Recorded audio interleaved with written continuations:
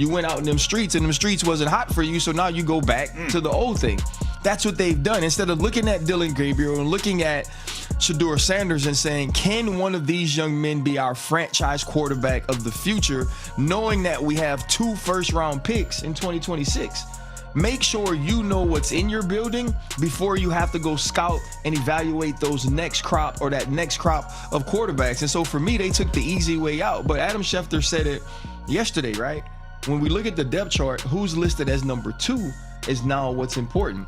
Is that Kenny Pickett, and you're going to say, okay, now we're going to play the 2 older guys, or are you going to be getting either Dylan Gabriel or Shedeur Sanders ready to play, like Chris said? Shedeur Sanders, the dynamic quarterback who dazzled defenses and lit up highlight reels, has shockingly been demoted to the Cleveland Browns' 4th-string QB.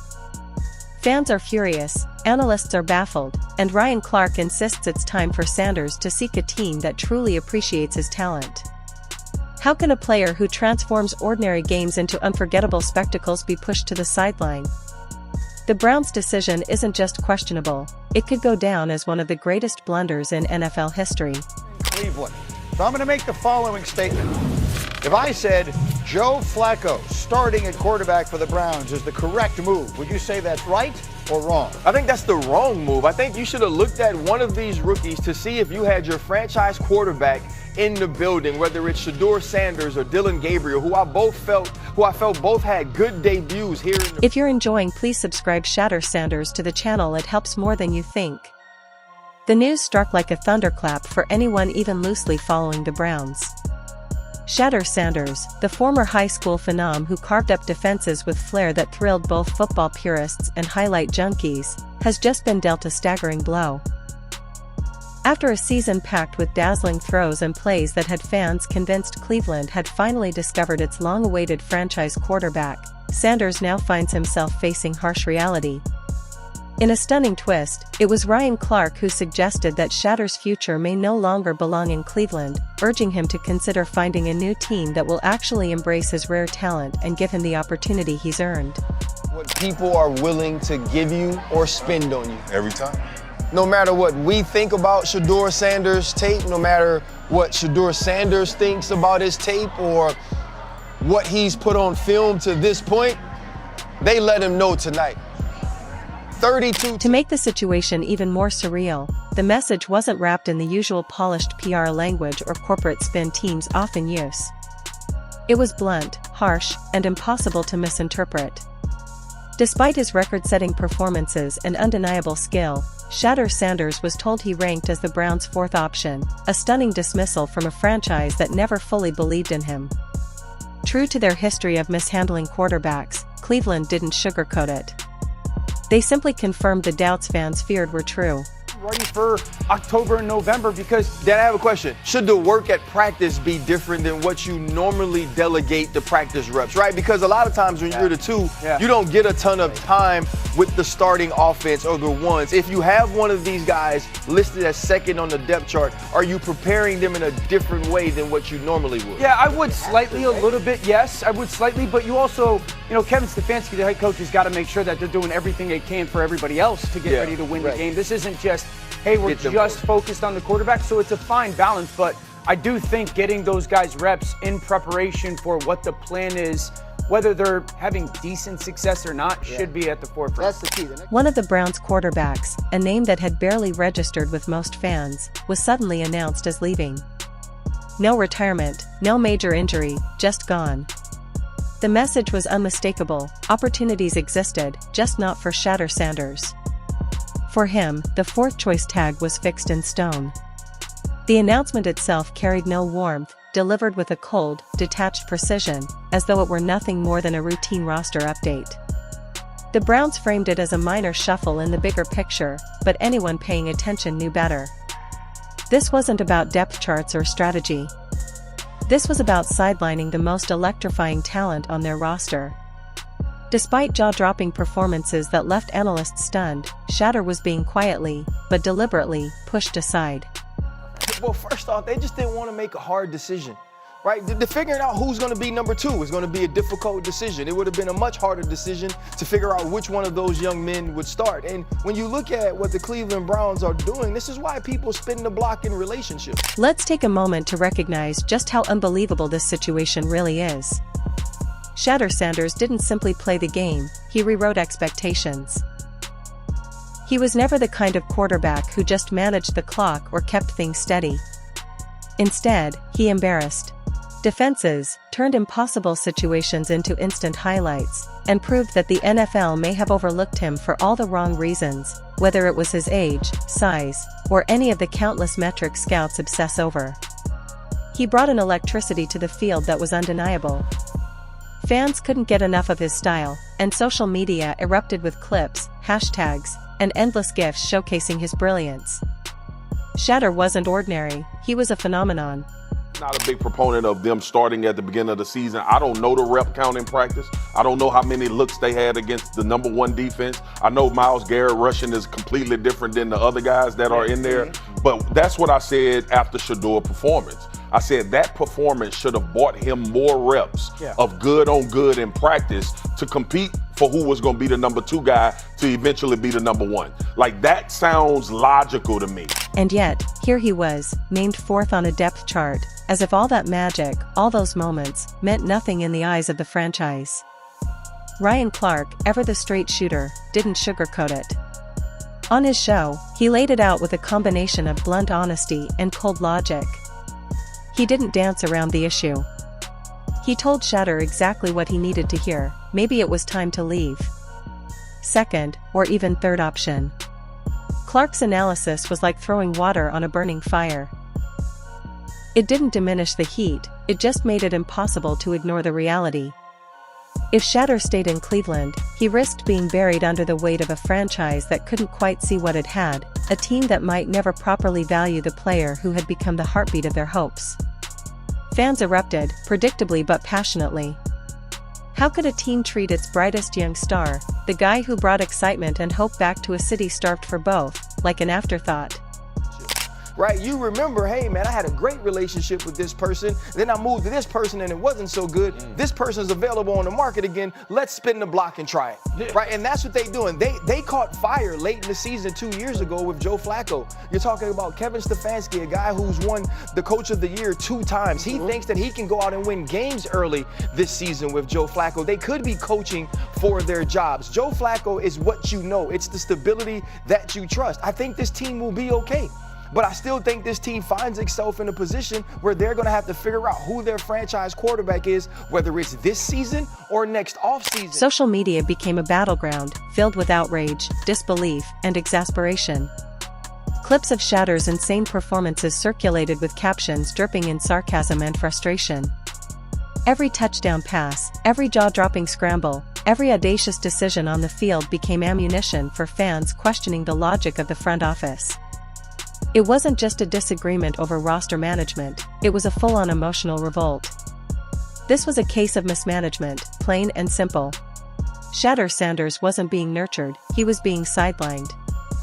4th choice, despite all evidence to the contrary, became a label that felt more like a slight than a ranking. It was a dismissal of everything he had accomplished, everything he had proven. And Ryan Clark, to his credit, didn't shy away from saying exactly that. Do you think Cleveland would be smart to build in a period where that backup quarterback as a rookie plays against your starting defense and Flacco doesn't, just because the speed is a different world? We had periods that was competition periods. Right, you'd be the end of the practice, and you might say, okay, we're going 3rd down here, we're going 2 minute here, we're going red zone here. Right, it's unscripted, and both coaches on each side of the ball are calling the plays as the ball moves. Those guys need those sorts of reps against the Myles Garretts and the Denzel Washingtons in case they have to be thrust into the game. He framed it in a way that was impossible to ignore. Shedeur wasn't just talented, he was marketable, in demand, and too good to be buried behind a convoluted hierarchy that made no logical sense. He could go elsewhere. He could find a team that actually treated him like the main draw, like the asset he unquestionably was. Other rising stars, that staying put in a situation that doesn't value you isn't mandatory. That sometimes, leaving is the smartest, most strategic move you can make. Fans saw it instantly. Social media threads exploded with speculation. Where could Shedeur go? Which teams would finally give him the respect and opportunities he deserved? And all of this was fueled by a simple, uncomfortable truth. The Browns had mismanaged one of their most electrifying prospects, and now the world knew it.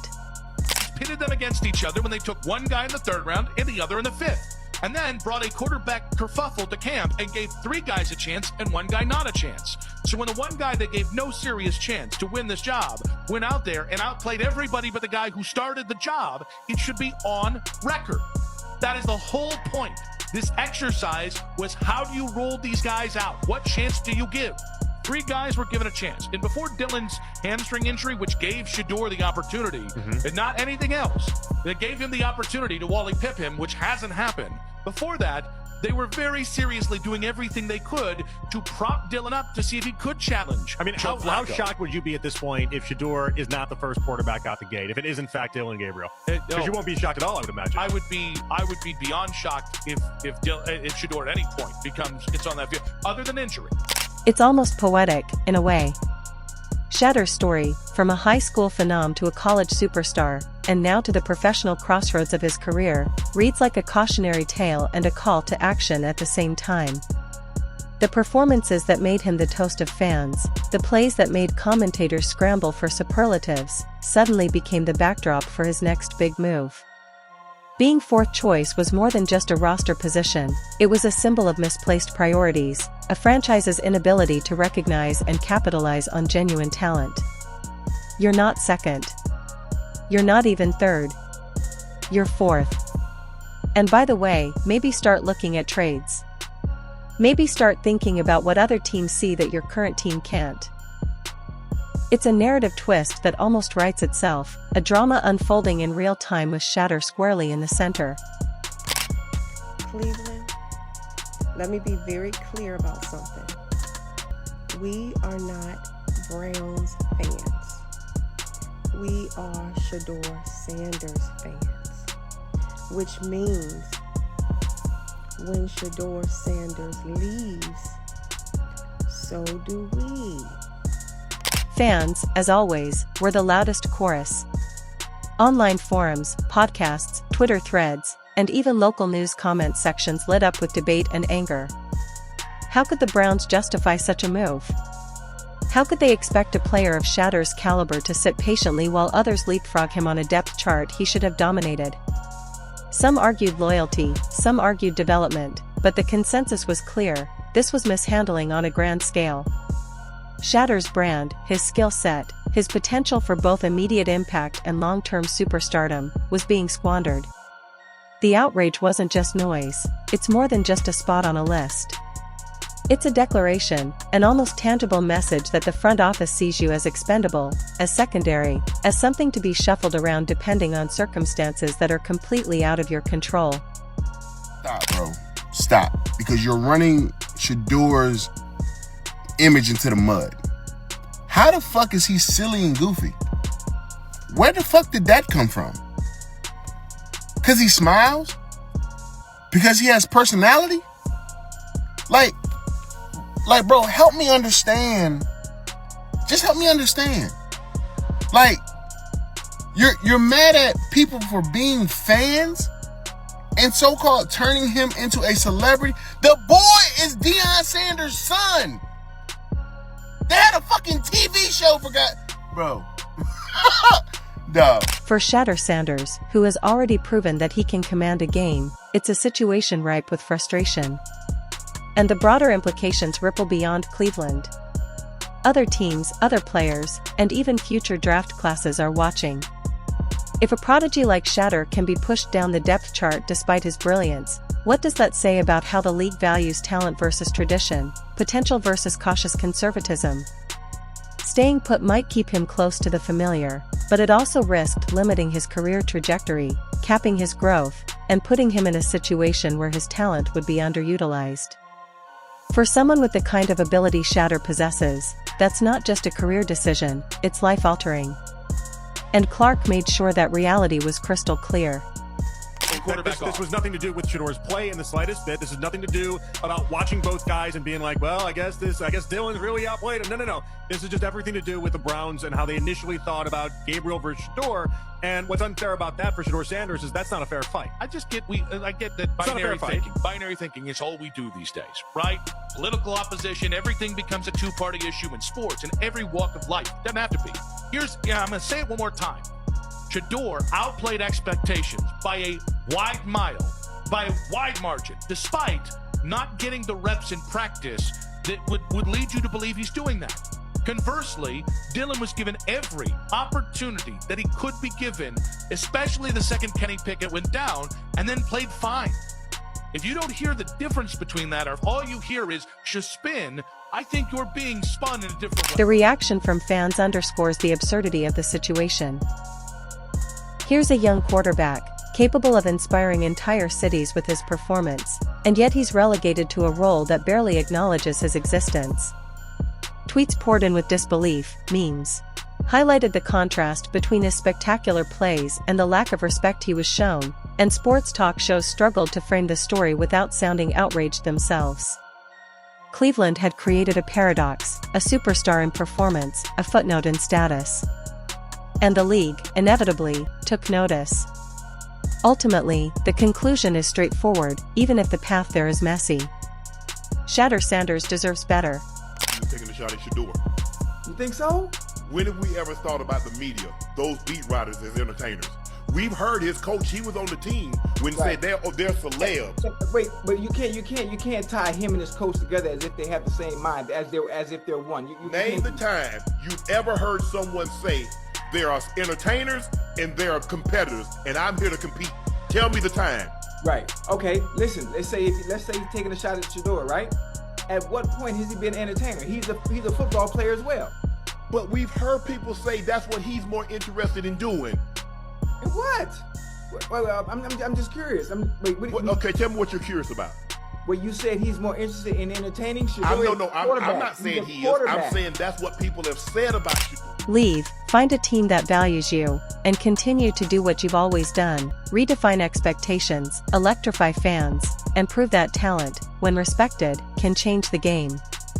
Cleveland has mishandled this moment, but the league at large has not.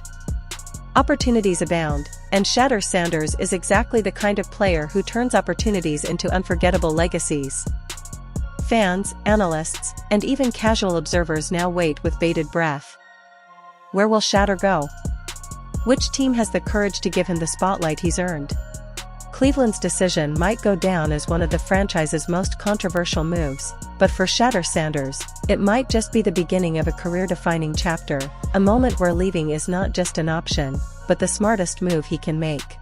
And I gotta tell you right now, this QB2 situation is a joke.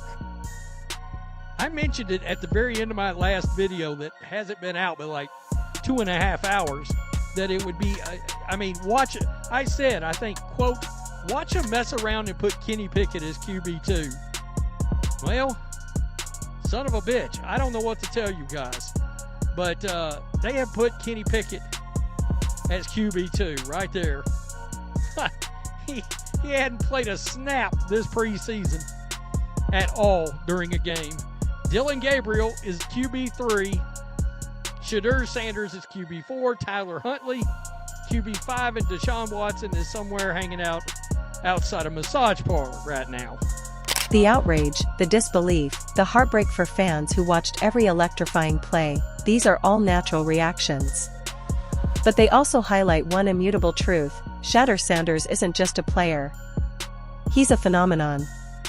A quarterback who has proven time and again that he can not only execute the game plan but redefine it.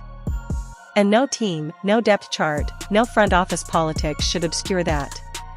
Cleveland may have named him fourth choice, but the league knows better. Shedeur Sanders is first choice in talent, in excitement, and in potential. Every team in the league knows what he brings to the table, a rare combination of athleticism, football IQ, and leadership that can instantly elevate an offense. And yet, Cleveland chose to treat him like an optional extra, a player to be shuffled around while the spotlight shines elsewhere.